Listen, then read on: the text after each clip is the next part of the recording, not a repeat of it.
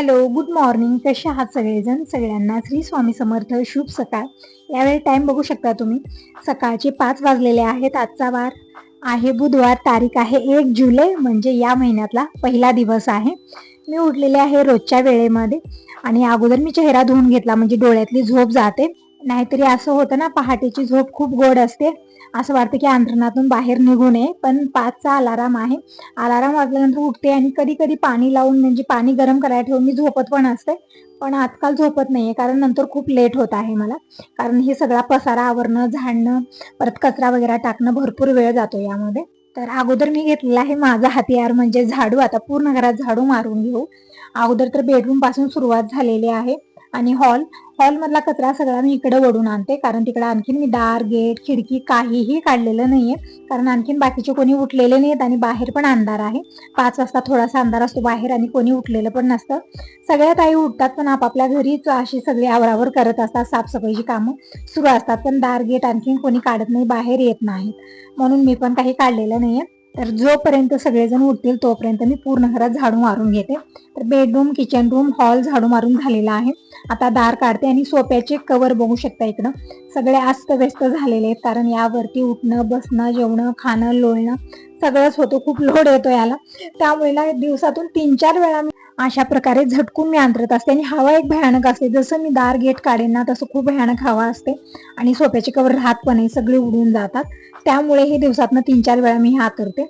तर असं आता सकाळी एक वेळा, म्हणजे पारसा झाडू लागण्या अगोदर एक वेळा सगळं झटकून मी अंतरलेलं आहे आणि पूर्ण घरात झाडू मारून घेते.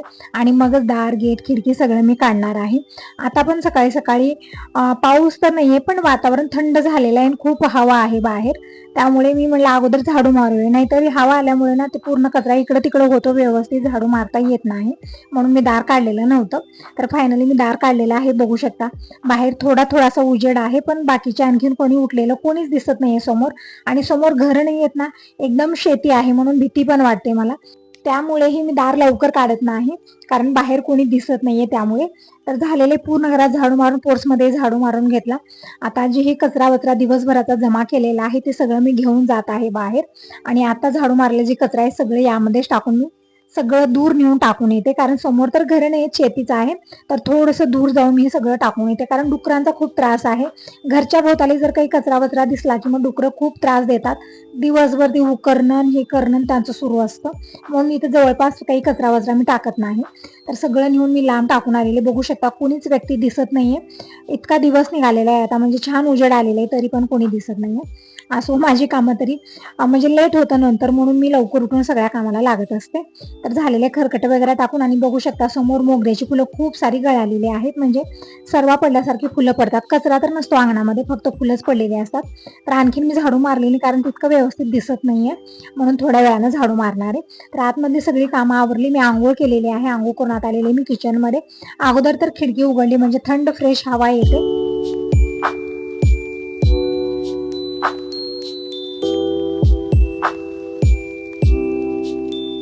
आणि ही सगळी भांडी रात्री घासून ठेवलेली होती, तर रात्रभरात पूर्ण पाणी निचरा झालेला आहे. तर सगळी भांडी अगोदर मी रॅकला लावते. कुकर, पातेले, कढई, जे मोठे भांडे आहेत ना, सगळी किचन काउंटच्या खालच्या साईडला ठेवलेले आहेत. आणि आता चहासाठी पातेले वगैरे लागणार आहे. परत चमचे मी ग्लासात ठेवलेले होते, तर चमचे तर किचनवरती ठेवलेले, सगळे चमचे अडकवते. तर हे सगळे भांडे रॅकला लावल्यानंतर जे पाहिजे ते भेटतं, नाहीतरी खडबड भांड्याची सुरूच असते. एकतर सगळे झोपीत असतात आणि भांड्याची खडबड ऐकून एकदमच उठतात आणि म्हणतात काय वाजवत आहे. त्यामुळे निवांत जमेल तितकं निवांत मी करत असते, म्हणजे आवाज न होऊ देता ती सगळी कामं करत असते. तर सगळी भांडी रॅकला लावून झाले आणि इथे सगळं किचनवरती मी छोटे छोटे डबे ठेवलेत, म्हणजे टिफिनचे डबे आहेत. टिफिन लावायचे, 2 टिफिन काल दिलेले होते मी. आणि इकडे दूध मी फ्रीज मधलं काढून घेतलं. साय छान आलेली आहे, तर साय मी नंतर काढणार आहे, अगोदर चहा बनत ठेवते.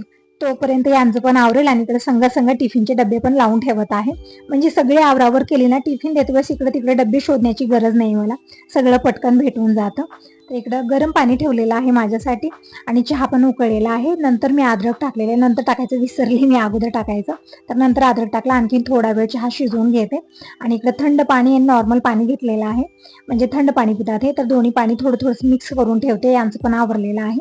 आणि आवरल्यानंतर 5 मिनिट थांबणार, इतकी घाई गडबड असते त्यांना, की चहा झाला का सुरू असतं.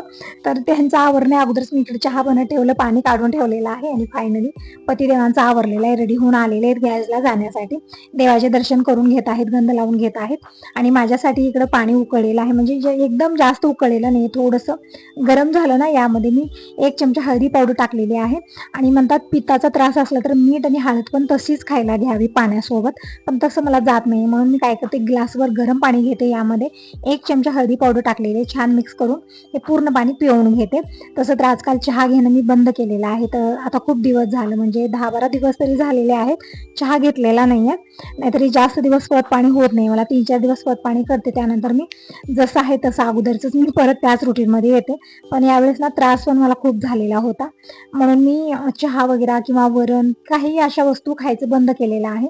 डिकाशन चहा घेत असते, परत सकाळी हळदीचं पाणी पित असते, म्हणजे थोडीशी स्वतःची काळजी घेणं गरजेचं आहे, नाहीतर खूप त्रास होतो नंतर. आज मी खाल्लं तर आज काही मला त्रास होत नाही, पण आज उद्या परवाला 2-3 दिवसामध्ये खूप त्रास व्हायला सुरुवात होते.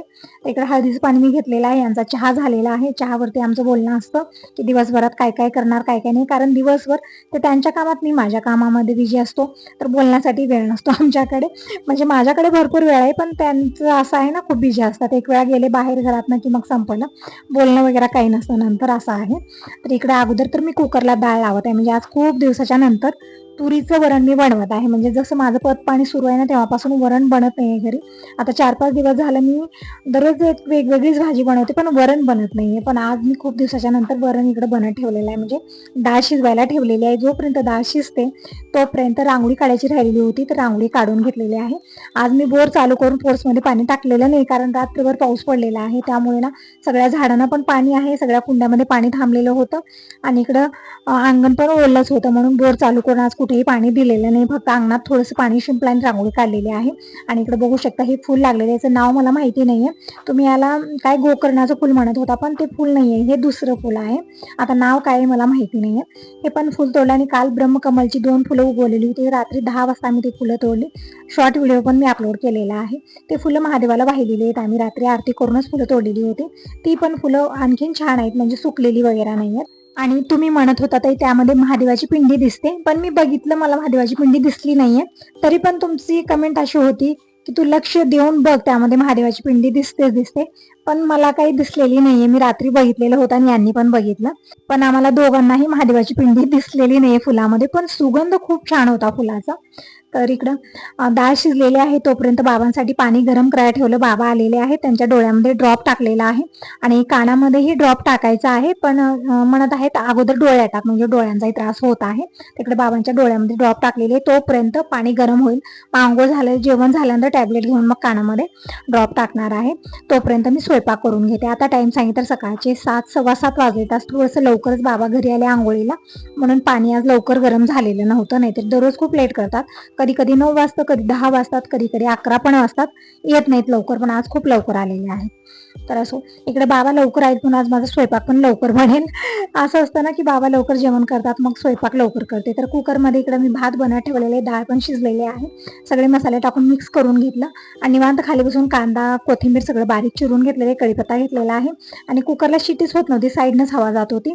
तर तेव्हा तुमची आठवण आली मला, तुमचे कमेंट आलेले होते की ताई जेव्हाही शिटी वाजत नाही तर वायसर ना फ्रीजमध्ये ठेवायचं, फ्रीजरमध्ये किंवा थंड पाण्यामध्ये टाकायचं. तर इकडे थंड पाण्यामध्ये टाकलं, कारण आता फ्रीजमध्ये वगैरे ठेवण्याचं तितकं वेळच नव्हतं, सकाळी घाई असते ना खूप, तितका वेळ नसतो, म्हणून अर्धवट भात शिजलेला होता पण शिटी देत नव्हतं, म्हणून मी इकडं वायसर काढलं आणि थंड पाण्यामध्ये टाकलेलं होतं. थोड्या वेळ नंतर मी परत लावून इकडं कुकरला लावलेला आहे. तर आता नंतर शिटी झालेली आहे, इकडे भात बनलेला आहे, तोपर्यंत वरणाला तडका देते मी, म्हणजे संघ दोन्ही कामं होतील. तर इकडे तेल घेतलेलं आहे, कढईमध्ये मोहरी जिरं टाकलेलं आहे, ते छान तडतडल्यानंतर मी इकडे खूप सारा कढीपत्ता टाकलेला आहे. म्हणजे कढीपत्त्याचं झाड इतकं छान आलेलं आहे ना, मी व्हिडिओमध्ये दाखवेन तुम्हाला, खूप छान कवळी पानं फुटलेली आहेत त्याला, खूप मोठं पण झालेलं आहे.